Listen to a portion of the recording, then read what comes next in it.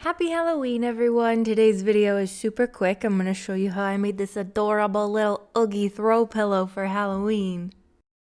First, draw out your pattern, whatever throw pillow you are making. If you're making Oogie, I just searched him on Google and then just kind of, honestly, I've drawn him so many times that I didn't really need a reference picture. But you know what? You can go to Google, get a reference picture, draw whatever you plan on drawing, a pumpkin, you know, Jack, Oogie, whatever.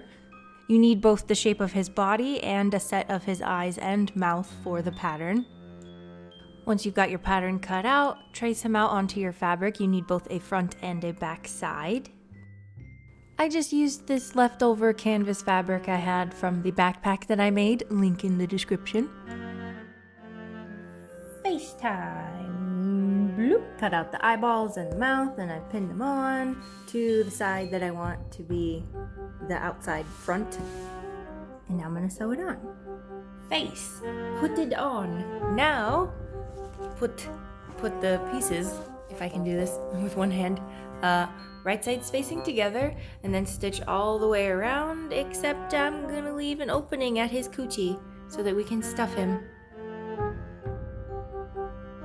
I honestly don't know much about sewing, and this is literally the one stitch I know how to do besides going in and out of the fabric, but this is what I do. One eternity later. Okay, I got them all sewn up, but for some reason, when I was sewing before, I was going to leave the bottom open, right? You know, so you could turn them right side out, but I stopped sewing for a while and then came back and was like, oh, just continue where I was.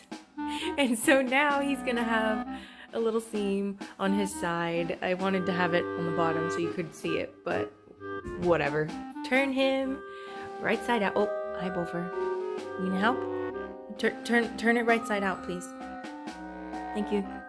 Ta-da! We're right side out. So there's his little opening right there. And I got this stuffing stuff that I've had for a while. I think I got it at Walmart. And I'm just gonna, you know, I can't do this one-handed, but stuff him. Oh, I can do this. One hand. Oh, I have nails now. I should be able to. Oh my god. Okay. Stuff. Okay, you know what? There we go. I got some in there. And then just make sure you get all the way into all of his little corners and stuff him up all as chunky as you want. Oops, he's losing some. Okay, and then we'll close it up, which I will get to in a second. But stuff him nice and chunky.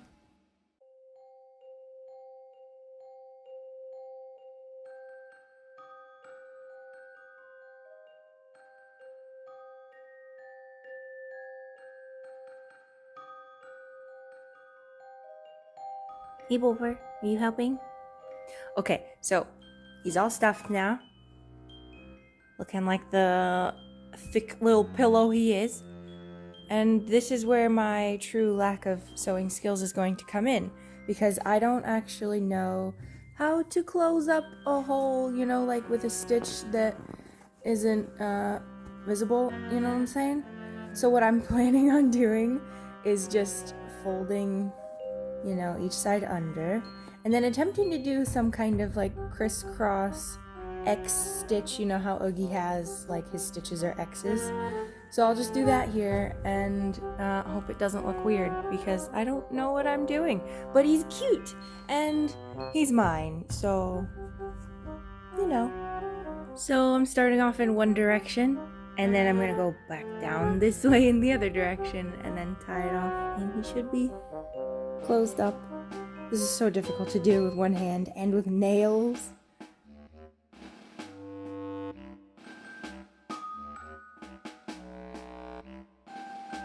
Ta-da! The knot's in there and you can kind of see it. But you know what? I did it and he's cute. I hope you guys enjoyed this video, and I hope you have a very happy Halloween. I have more projects planned because I promised myself that I would continue to do things after Halloween, even if they are kind of Halloween. So I continue to do my DIY crafty projects all throughout the year. Oh my god, he's so huggable and squishable. So I hope you guys have enjoyed, and I'll see you in my next video. Bye-bye!